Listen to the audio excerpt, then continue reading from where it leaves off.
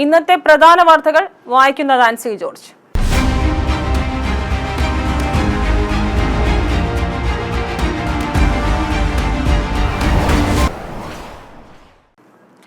ISROയുടെ navigation ഉപഗ്രഹം NVS-02 നാളെ രാവിലെ 6:23 ശ്രീഹരിക്കോട്ട സതീഷ് ധവാൻ സ്പേസ് സെന്ററിൽ നിന്ന് വിക്ഷേപിക്കും.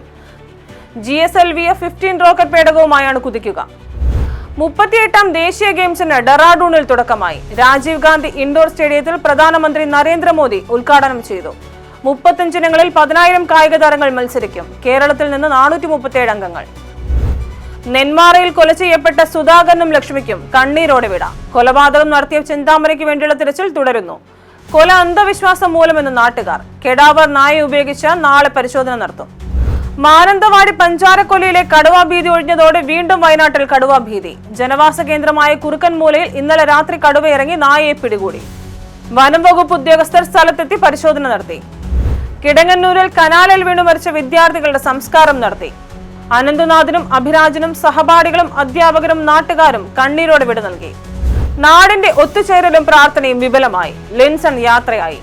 1 വർഷം മുമ്പ് കിഡ്നിക്കും പാൻക്രിയാസിനും രോഗബാധയെ തുടർന്ന് നാട്ടുകാർ ചികിത്സാ ഫണ്ട് സ്വരൂപിച്ച് ശസ്ത്രക്രിയ വിജയകരമായി നടത്തിയെങ്കിലും കാത്തു നിൽക്കാതെ ലിൻസൺ കടന്നുപോയി. കേരളത്തെ ഞെട്ടിച്ച ഭാസ്കര കാർണവർ കൊലക്കേസ് പ്രതി ഷെറിന് ശിക്ഷയിലിളവ്.